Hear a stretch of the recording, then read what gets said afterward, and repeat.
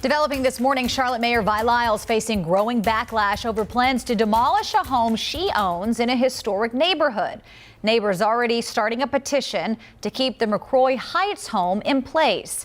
Wake Up Charlotte's Richard Devane joins us now. Richard, the mayor says she wants to build a new home, but of course it will have to match the style of the neighborhood. Absolutely correct. Good morning to you, Sarah. Good Wednesday morning. Yeah, she filed for that permit to demolish the home back last August. Now the clock is ticking for her to have that home demolished, but there are people in the community who say not so fast. Mayor Vi Lyles says she planned to demolish this house at 1623 Madison Heights that she purchased some years ago. The house, built in 1957, sits in the historic McCrorey Heights neighborhood on Charlotte's north side near Johnson C. Smith University. That neighborhood saw most of its development in the 1950s in a part of the city where most of Charlotte's African-American educated elite also called home.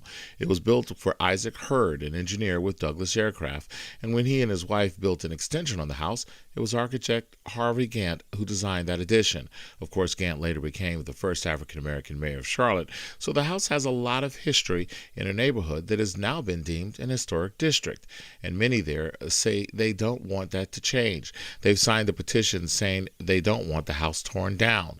Mayor Lyles says while she understands the concerns, it's more cost-effective for her and feasible to build a bigger, better house on the same location. I'm not surprised. But I hope that they'll see that I am someone that loves not just the city, but loves McCrorey Heights. And I will hope one day to be a part of that neighborhood association and one day to be able to live there. I'm proud to be able to do that.